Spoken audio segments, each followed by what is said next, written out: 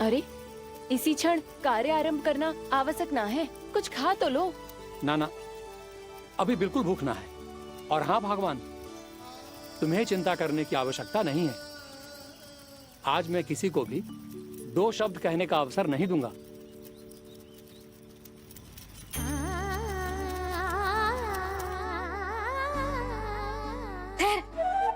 मैं तेरे लिए मट्ठा लेके आती हूँ। व्रत के बाद पीने से पेट ठंडा रहता है। रुक।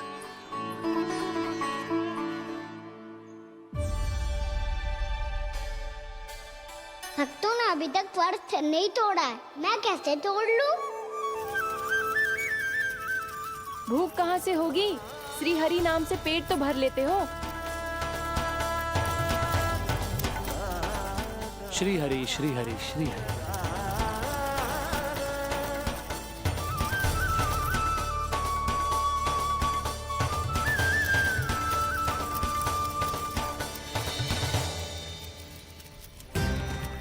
हरि हरि प्रभु हरि, हरि हरि प्रभु हरि, हरि हरि प्रभु हरि, हरि हरि प्रभु हरि। कल से अन्न का एक दाना ना गो है पेट में।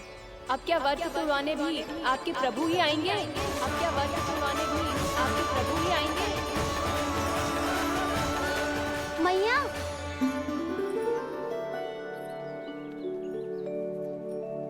मैया पहले व्रत तोड़ के कछु खा तो लो। अभी ना, लौट के आने के बाद। हाँ,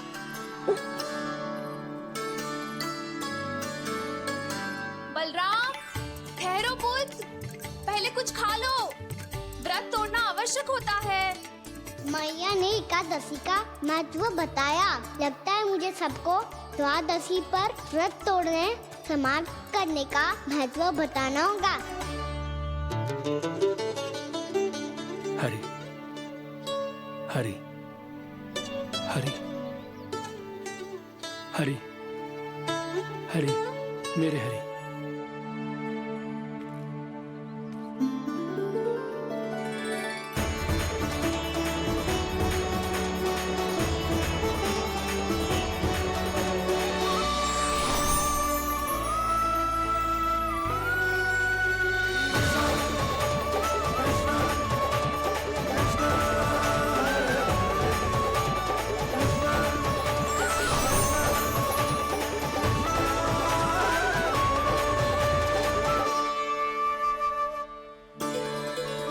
अभी अभी तो मैंने बच्चों की माँ को वचन दिया था कि आज किसी को शिकायत करने का अवसर ना दूंगा, और अब मैं प्रभु श्री हरि की कल्पना जसोमती रानी के लल्ला में ही करने लगा।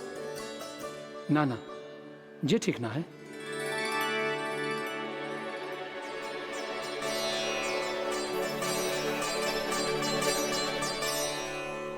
ठीक ही तो है, बिल्कुल सही पहचाना है आपने।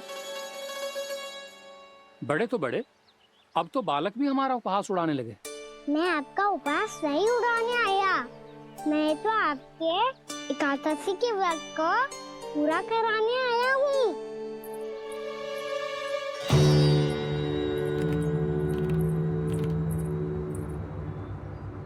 कान्हा,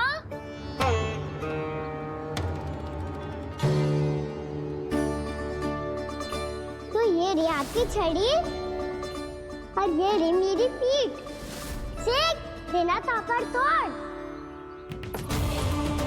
आज तो इसकी पीठ सेक के रहूंगी मैं। मैया घर पे भूखी मुझे ढूंढ रही होगी। लो, आज द्वादशी के दिन पहले प्रहर में भोजन करके अपना एकादशी का व्रत पूरा करो आप। धन्यवाद राजकुमार, पर अभी हमें भूख नहीं है। बहुत सारा काम पड़ा है, और अभी थोड़ी ही देर में शंकरी बहन भी अपनी मटकी लेने आती होंगी।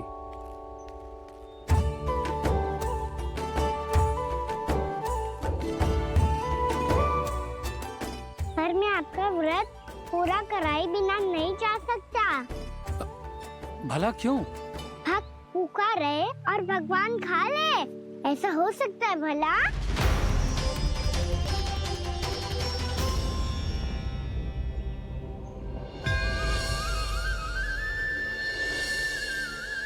ये कैसा भ्रम हो रहा है मुझे? मुझे लगता है अपना काम करना चाहिए। एकादशी के पहले प्रार में व्रत पूरा करना बहुत आवश्यक होता है, ना तो एकादशी का व्रत भी पूरा ना मानो जातो। इतनी सारी ज्ञान की बातें तुम्हें कैसे पता है लल्ला?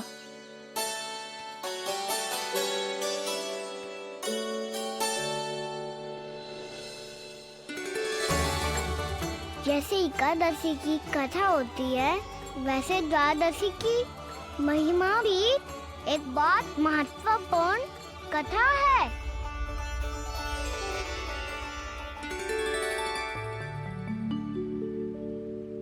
कैसी कथा?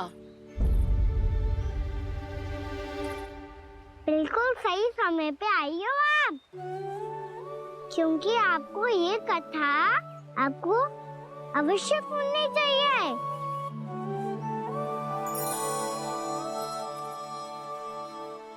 मुझे क्यों? पहले सुन तो लियो, फिर स्वयं ही पता चल जाएगा।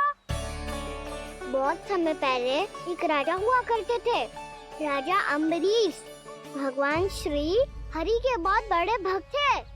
ओम नमो नारायणाय। ओम नमो नारायणाय।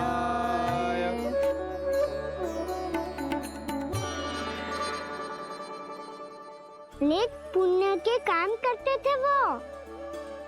अपनी पत्नी के साथ हरि का नाम जपते रहते थे। उन्होंने 12 माह एकादशी का व्रत करो निर्जल पास किया, और जब उनकी 12वीं एकादशी का व्रत द्वादशी के दिन तोड़ने का समय हुआ, तभी महर्षि दुर्वासा अपने 100 शिष्यों के साथ उनके महल में पधारे।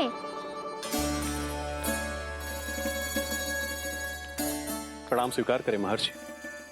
आप जैसे महान ऋषि मेरे राज्यसभा में आए, वो भी ऐसे अवसर पर जब मैं और मेरी पत्नी निरंतर 12 एकादशियों के बाद अंतिम एकादशी का व्रत तोड़ेंगे। इससे बड़े सौभाग्य की क्या बात हो सकती है हमारे लिए? आज आपके साथ साथ मेरा और मेरे शिष्यों का एकादशी व्रत भी पूरा होगा। संभव है प्रभु की इच्छा यही हो कि हम सब अपना व्रत एक साथ तोड़ें। ये तो अत्यधिक प्रसन्नता की बात है महर्षि। तो फिर ठीक है, हम सब यात्रा से थके हैं। व्रत तोड़ने से पहले हम स्नान करना चाहते हैं। जैसी आपकी इच्छा महर्षि। जब तक आप लोग लौटेंगे तब तक आपके सारे प्रबंध यहाँ हो चुके होंगे।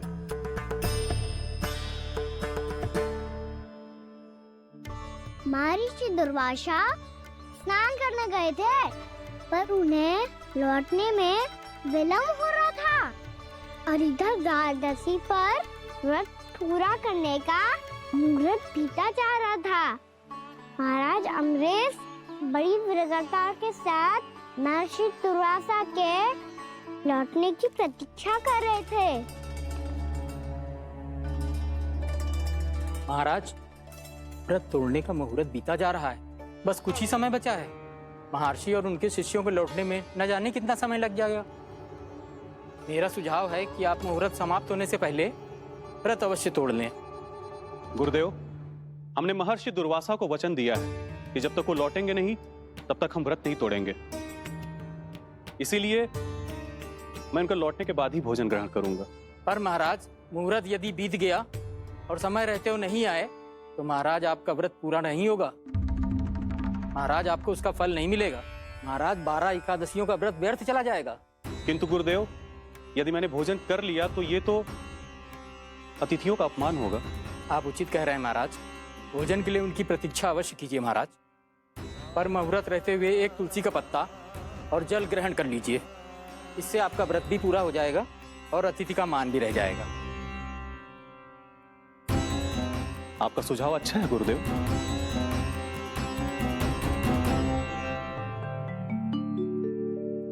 जैसे ही महाराज ने तुलसी का पत्ता खायो,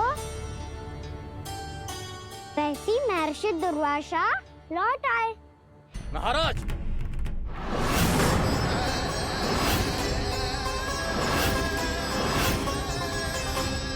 महाराज को उपास तोड़ते देखते बहुत क्रोधित हो गए।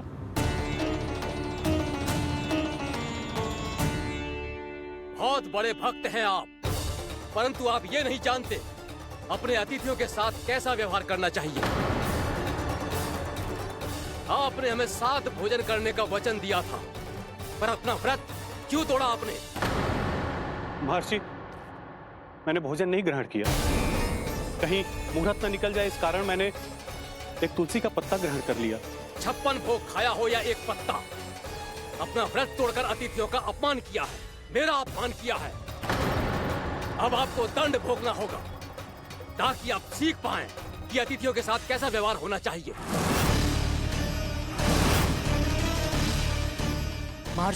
महर्षि, आप जो भी दंड मुझे देंगे मुझे स्वीकार है, किंतु आप क्रोधित मत होइए।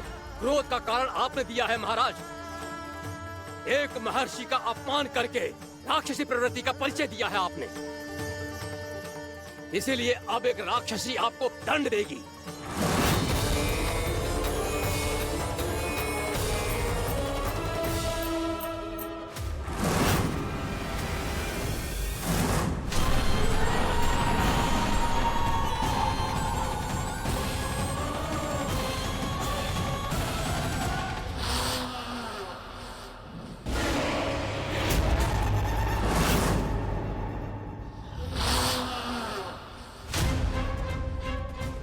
हे प्रभु, यदि मैंने सच में महर्षि का अपमान करने की भूल की हो तो मैं उसका परिणाम भोगने के लिए प्रस्तुत हूं। ओम नमो नारायणाय, ओम नमो नारायणाय नमः। महर्षि दुर्वासा को यह आभास ही नहीं था कि महाराज अम्बरीश ने उनका अपमान नहीं किया था। फिर भी उसे अपमान मान के वो श्री नारायण के भक्त पे संदेह कर रहे थे। मैंने भी तो भोला राम की भक्ति पे संदेह किया था। हे नारायण, ये क्या पाप हो गया मुझसे? संदेह किसी अपमान से कम ना हो तो, और भगवान सब सह सकते हैं, पर उनके प्रिय भक्तों का अपमान सहन ना कर सकते, इसीलिए उन्होंने हस्तक्षेप करने का निर्णय लिया।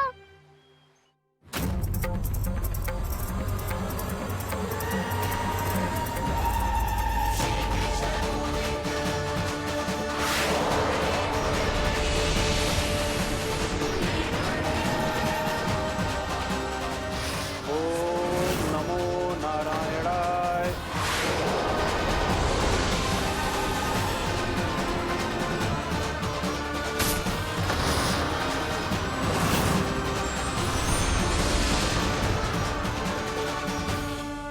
और फिर भगवान का वो सुदर्शन चक्र महर्षि दुर्वासा के पीछे पड़ गया। ये चक्र तो मेरी ओर बढ़ रहा है। ओम नमो नारायणाय। ये कैसे संभव हो सकता है? कोई रोको इसे, कोई रोको इसे।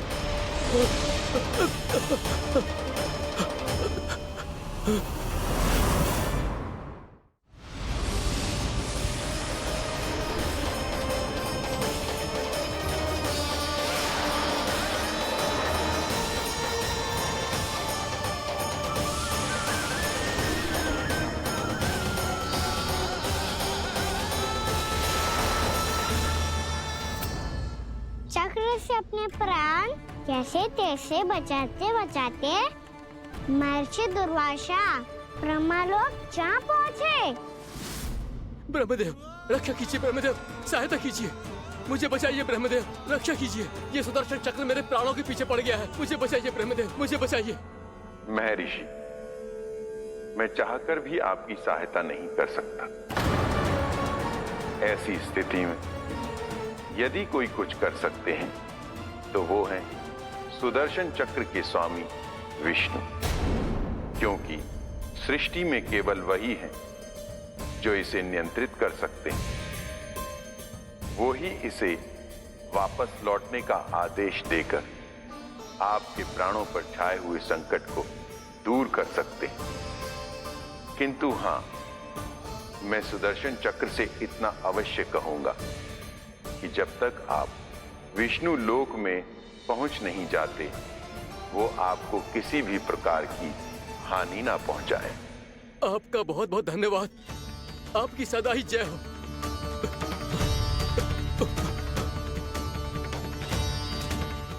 फिर क्या था? भागते भागते महर्षि दुर्वासा सीधे भगवान श्री हरि के शरण में बैकुंठ पहुंच गए। त्राहिमाम प्रभु, त्राहिमाम, मुझे बचाइए, मेरी सहायता कीजिए प्रभु, मेरी सहायता कीजिए। मैं आपके इस चक्र और ऊर्जा से नहीं भाग सकता प्रभु। कृपया करके अपने सुदर्शन को रोकिए, इसे वापस लीजिए प्रभु। यह असंभव है महर्षि। एक बार सुदर्शन चक्र मेरे हाथों से छूट जाए तो अपना उद्देश्य पूरा किए बिना, मेरे भक्तों की रक्षा किए बिना वापस नहीं लौटता। कोई तो उपाय होगा प्रभु, कृपया करके मेरे प्राण बचाइए प्रभु। मैं सुदर्शन की ऊर्जा से जलकर भस्म नहीं होना चाहता प्रभु। आप जो कहेंगे मैं करूंगा प्रभु। मेरी सहायता कीजिए प्रभु, मेरी सहायता कीजिए। एक उपाय है, किंतु मुझे नहीं लगता कि आप वो कर पाएंगे। मैं अवश्य करूंगा। मैं अपनी प्राण रक्षा के लिए कुछ भी करूंगा प्रभु। आपने मेरे भक्त राजा अम्बरीश को भक्ति का कर्तव्य निभाने के लिए अपमानित और दंडित किया है महर्षि, पर भक्त की रक्षा करना भगवान का कर्तव्य है। इसलिए यदि आप भक्त राजा अम्बरीश के पास जाकर क्षमा याचना करें और यदि वो आपको क्षमा कर दे, तो ही ये चक्र आपके प्राण लिए बिना लौट सकता है। अन्यथा आप तो जानते हैं महर्षि, मेरे भक्त का अपमान मेरा अपमान। भक्त का अपमान भगवान के अपमान से कम ना हो तो है। महर्षि दुर्वासा को भी ये बात समझ आई और फिर उन्होंने महाराज अम्बरीश से क्षमा याचना की। महाराज महाराज महाराज महाराज महाराज, मुझे क्षमा करें महाराज, मुझसे बहुत बड़ी भूल हो गई महाराज, मुझसे बहुत बड़ी भूल हो गई महाराज। महर्षि, आप हमारे चरण छुए ये उचित नहीं। महाराज, महाराज अम्बरीश, आप नारायण के सच्चे भक्त हैं। मैंने आपको अपमानित किया, दंडित करने का प्रयास किया महाराज। इस अपराध के लिए मुझे क्षमा कीजिए महाराज, और इस सुदर्शन चक्र से मेरे प्राण बचाइए महाराज।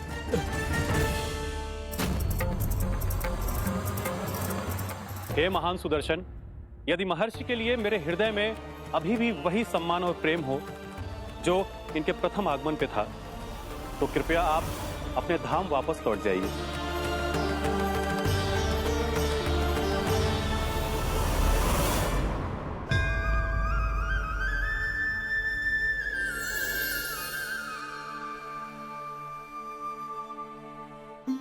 आपका बहुत बहुत धन्यवाद महाराज अम्बरीश। मैं आपको आशीर्वाद देता हूं कि आप देवराज इंद्र के समान शक्तिशाली हों। आपकी कीर्ति का पताका 10 दिशाओं में फहराए। मेरी बस एक ही इच्छा है महर्षि, कि मैं आपके साथ अपना उपवास तोड़ सकूं। अवश्य महाराज, हम सब भोजन आपके साथ करेंगे और अपने आप को नारायण की सेवा में अर्पित करके व्रत को पूरा करेंगे, क्योंकि आज जो यहाँ हुआ है उससे सिद्ध हो चुका है कि एकादशी व्रत का फल द्वादशी की सुबह भोजन करने से ही प्राप्त होता है। इस कथा से हमें पता चलता है कि सभी को द्वादशी के सुबह भर पेट भोजन करके एकादशी का व्रत पूरा करना चाहिए। और दूसरी बात, भगवान की सच्ची भक्ति अपमान कभी ना करना चाहिए। उनके साथ सदैव प्रेम से व्यवहार करना चाहिए। यही भगवान को सबसे अधिक प्रिय है। भैया भोला राम, मैंने भी श्री हरि पे तुम्हारे विश्वास का उपहास उड़ाया था, मुझे क्षमा कर दो। ना ना, आप क्षमा मांगकर मुझे लज्जित मत करो, आप तो मेरी बहन जैसी हैं। जब महर्षि दुर्वासा जैसे महान ऋषि को भी प्रभु के भक्त से क्षमा मांगनी पड़ी, मैं तो बहुत ही तुच्छ हूँ। मुझे आपकी किसी भी बात का बुरा ना लगा। पर पता है प्रभु को कौन सी बात सब बुरा रखता है? कौन सी बात? जब उनका भक्त भूखा रहे समय पे अपना व्रत पूरा ना करे। और जैसा कि आप सभी ने अभी कथा से सीखो है, एकादशी के व्रत को द्वादशी की सुबह अवश्य पूरा करना चाहिए। अब आप चाहो अपना व्रत पूरा करो।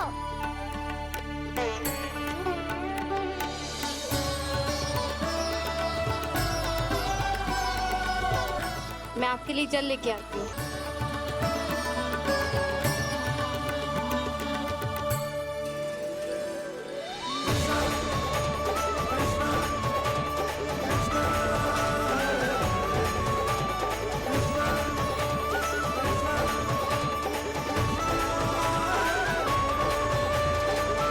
लो खाओ।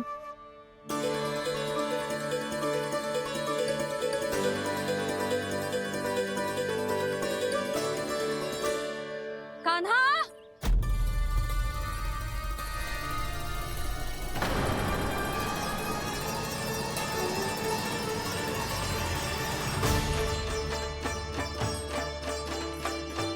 बोलो काका, सिगरेट छुपा लो मुझे, मैया आ रही है, बहुत क्रोध में लगती है।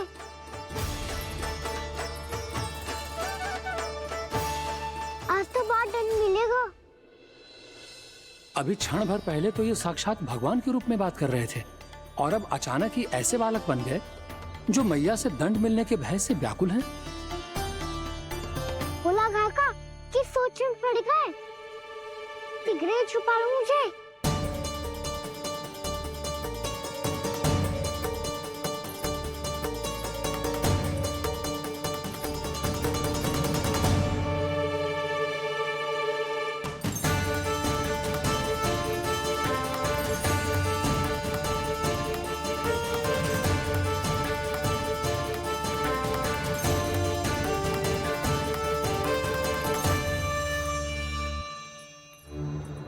बोला ना जी, कान्हा को देखो है क्या?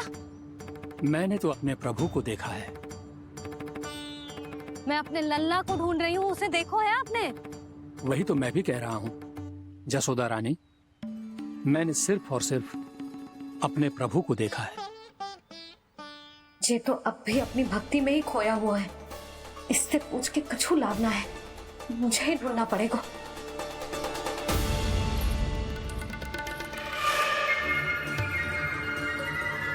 बच गए। शंकरी मौसी, कान्हा को देखो है क्या कहीं?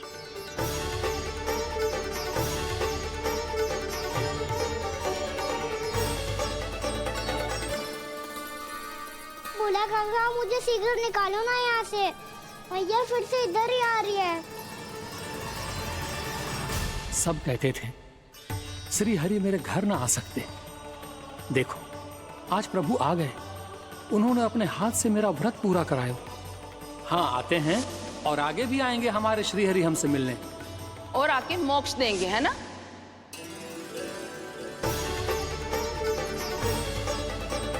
सिगरेट निकालो ना भोला काका, भैया आ रही है। मैं ना निकालूं? मेरा अर्थ है मैं निकालूंगा, अवश्य निकालूंगा, पर तब तक नहीं निकालूंगा जब तक आप मेरी सारी बातें मान नहीं लेते हैं। कौन सी बात? प्रभु मुझे मोक्ष प्रदान कर दीजिए प्रभु। तथास्तु। ना ना ना ना प्रभु, मेरे साथ साथ मेरे परिवार को भी मोक्ष दे दीजिए। तथास्तु। अब तो निकाल दो, मैया देख लेंगी। ना प्रभु, मेरे परिवार के साथ मुझसे जुड़ी हुई हर वस्तु, जीव जंतु, प्राणी, गाय बैल भैंस, सभी को मोक्ष प्रदान कर दीजिए प्रभु। तथास्तु। प्रभु आप सच में अद्भुत हैं। मैंने जो मांगा आपने बिना सोचे समझे सब प्रदान किया। मैं ही अपनी मांगे बढ़ाता रहा, प्रभु, प्रभु मुझे क्षमा कर दीजिए। प्रभु मुझे क्षमा कर दीजिए।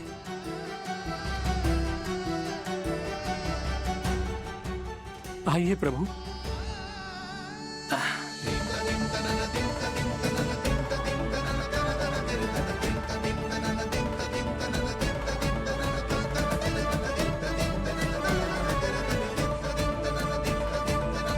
प्रभु, आप तो प्रभु हो, हरि हो, भगवान हो। आप चाहते तो इस मटके से स्वयं निकलकर बाहर आ सकते थे, फिर मेरी आपने हर इच्छा क्यों पूरी की? क्योंकि मेरे भक्त की इच्छा पूरी करने में मुझे भी प्रसन्नता मिलती है। ना तो मैं अपने भक्तों का अपमान सह सकता हूँ और ना ही उनकी इच्छा अधूरी रहने दे सकता हूँ।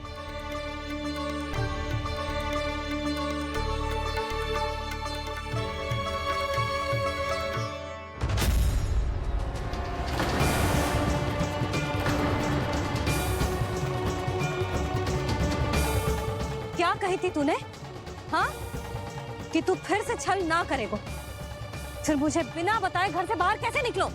क्षमा करना मैया, पर जो आपने सिखाया था मैंने तो उसी का ही पालन करो है। फिर से चतुराई कर रहे हो है ना? हाँ, आप ही ने तो कही थी ना, यदि कछु करने से किसी को हानि ना पहुंचती हो या फिर किसी अच्छे कार्य में सहायता हो रही हो तो आज्ञा लेने की आवश्यकता ना होती। यदि तेरे कछु करने से किसी और की कोई हानि ना हो रही हो या किसी के अच्छे कार्य में सहायता हो रही हो तो मुझसे आज्ञा लेने की आवश्यकता ना है।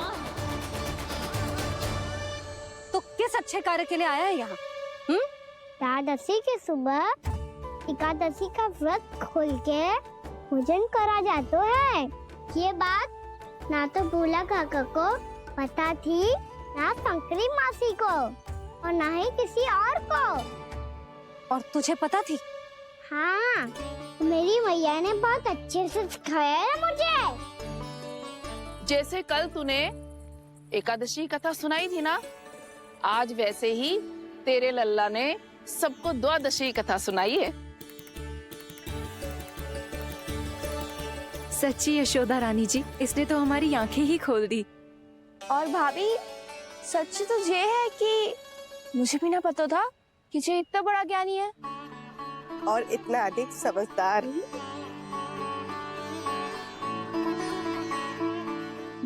द्वादशी की कथा? वो तो मैंने इसे कभी सुना ही ना है।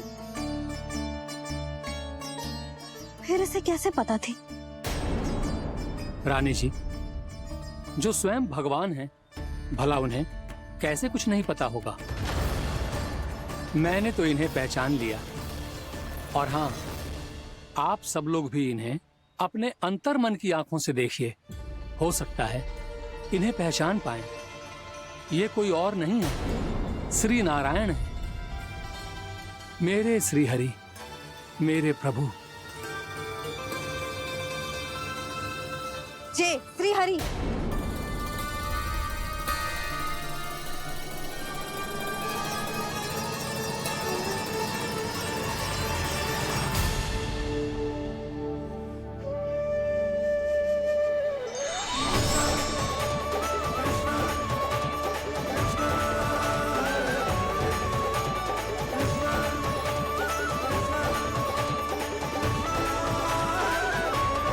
ये क्या कर दिया भोला?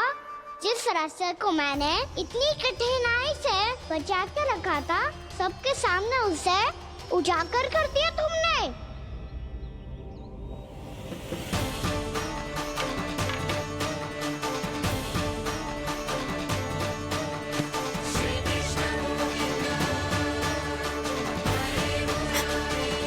नारायण,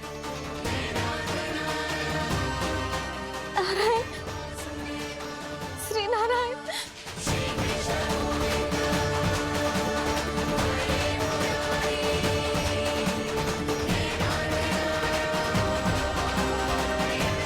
श्री नारायण।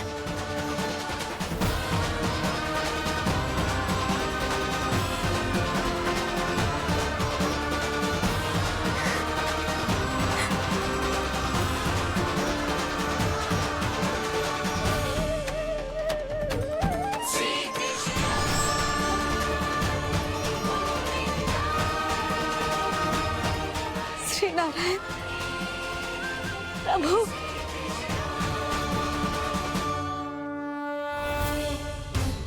जिस रास्ते को इतने यत्न से संभाल के रखा था, आज वो सबके सामने खुल गया। और तो और मेरा भेद मैया को भी पता चल गया। बाबा सब कहते रहे पर मैंने एक न मानी। सबने कही थी कि आप भगवान हैं, पर मैं मूर्ख आपको पहचान ही ना पाई। कितनी अभागी हूँ मैं।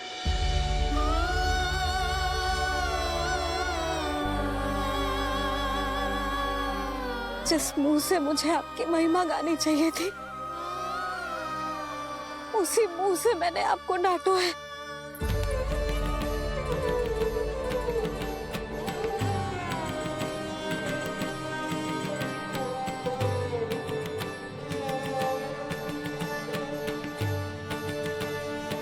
जिन हाथों से मुझे आपके चरण छूने चाहिए थे, उन हाथों से मैंने आपके कान पकड़े।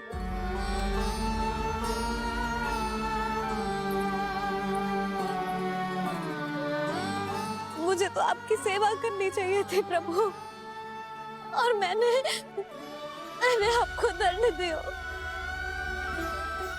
आपको घर से बांध दियो।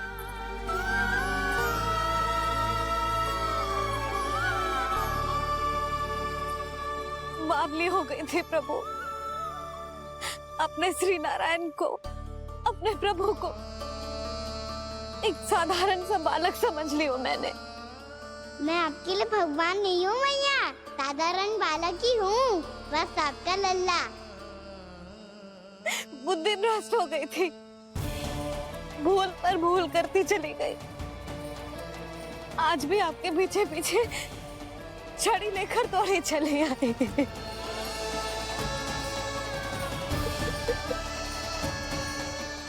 अपने आप को दोष मत दो मैया, आपके ममता के लिए तो जन्म लिया है मैंने। हमारा मन बदलने मत दो। मेरे लिए वही पुरानी मैया बनी रहो आप, और मुझे रहने दो आपका वही नटखट लल्ला। मुझे क्षमा कर दो प्रभु, मुझे क्षमा कर दो। बाबा ये कैसा अंत हो गया आज? मैया तो मुझे भगवान मानने लगी, पर मैं इसे स्वीकार नहीं कर सकता। अभी नहीं बाबा, इतनी शीघ्र नहीं। आप ऐसे खड़े क्यों बाबा? कुछ ऐसा करो ना कि मैया फिर से मेरे मैया बन जाए। उनकी दृष्टि में भक्ति नहीं, ममता चाहिए मुझे। कान्हा, मेरे सामर्थ्य में हो तो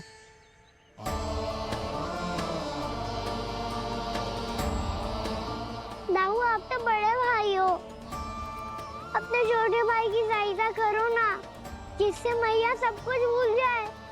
मैं क्या कर सकता हूँ कान्हा? कोई तो सहायता करो मेरी।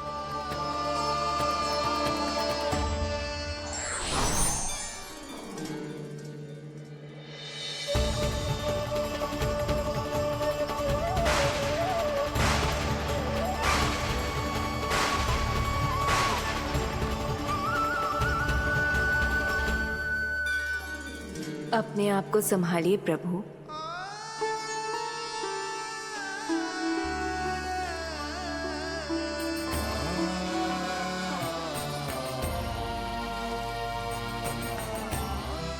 देखो ये क्या हो गया, भैया को सब पता चल गया। अभी तो मुझे मैया की ममता का शौक पूरी तरह मिला ही नहीं था। योग माया,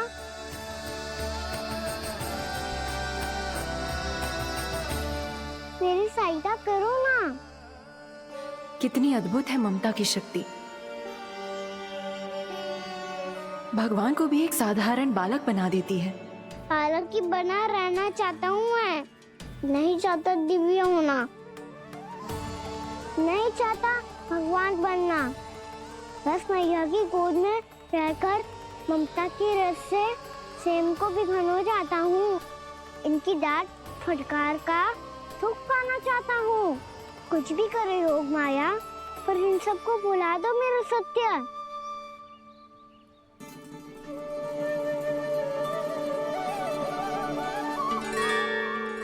पर इन्हें तो मोक्ष का वरदान मिल गया है प्रभु, इसलिए इनके लिए समय की गति को लौटा पाना संभव नहीं होगा। प्रभु, अब मुझे ये सब भूलने की कोई आवश्यकता नहीं है। मुझसे जो त्रुटि हुई है अब वो दोबारा कभी नहीं होगी, और आज के बाद आपका ये सत्य मैं किसी को नहीं बताऊंगा प्रभु, क्योंकि मुझे पता चल गया है कि आपका यशोमती मैया के लल्ला बने रहना कितना आवश्यक है।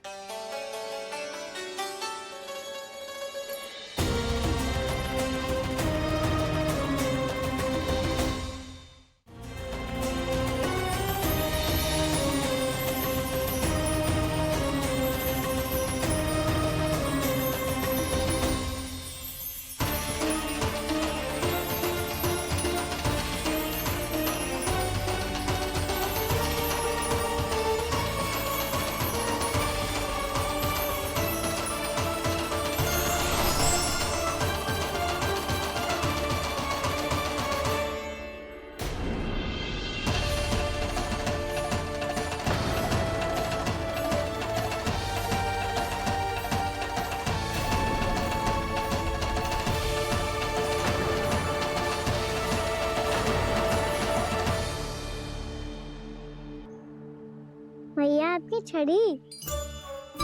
पहले चुपके से भाग जातो है, फिर स्वयं ही छड़ी भी पकड़ा रो है? नटखट कहीं का। हंसी आ रही है?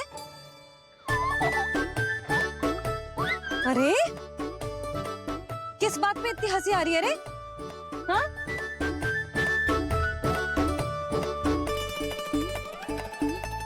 आपकी लीला अद्भुत है प्रभु, और अद्भुत है आपका मैया के प्रति प्रेम। हंसी ना है मैया, ये तो प्रसन्नता है, अपने मैया से मिल जाने की प्रसन्नता। अच्छा, ढूंढ मैं तुझे रही हूँ और तू कह रहे हो कि मैं मिल गई तुझे। तू घर चल लल्ला, अच्छे से पिटाई करूंगी तेरी।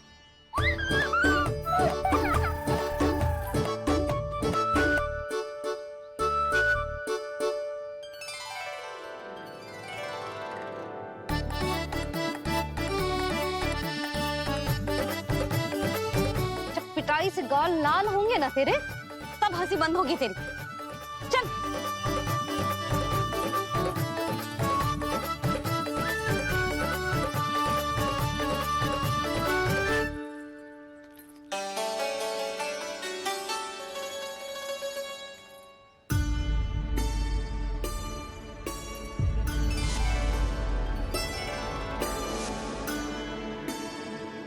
लगता है भैया की और चतन स्मृति वापस आ रही है।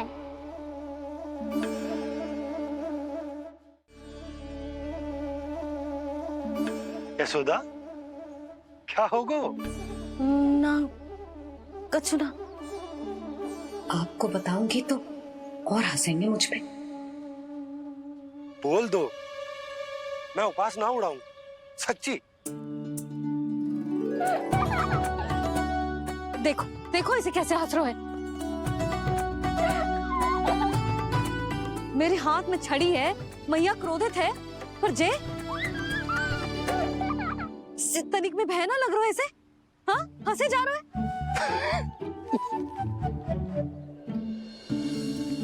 दोनों बाबा लल्ला एक जैसे हो। चल तू, चल चल। दाऊ, आप तो बड़े भाई हो, अपने छोटे भाई की सहायता करो ना, जिससे मैया सब कुछ भूल जाए। सुबल, तू कछु खा क्यों ना रहो है? व्रत ही करना था तो बलराम के जैसे कल कर ले। तो कल तो एकादशी भी थी। कान्हा के बिना कछु करने का मेरा मन ही ना कर। तो बात तो सच्ची है, उसके बिना गोचारण भी ऐसा लगता है जैसे कितना भारी कार्य है, व्यवस्था में करना पड़ता है। सही कह रहे हो तुम दोनों। मैं तो गोपालक भी इसलिए बना था ताकि कान्हा के संग खेलने को मिल जाए। बलराम तो हमारा सगा कम और मुख्य अधिक है।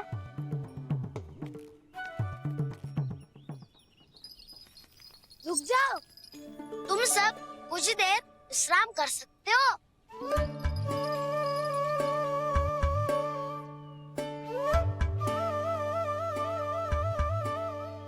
तू बोल। ना मैं ना बोलूंगा, तुम दोनों ही बोलो। तुम सबका सखा पहले हूँ और टोली का मुखिया बाद में, इसलिए घबराने की आवश्यकता नहीं है। जो भी बात है बिना हिचक बता सकते हो मुझे। तो फिर कुछ ऐसा करो ना कि कान्हा फिर से हमारे साथ गोचारण करने के लिए आने लगे।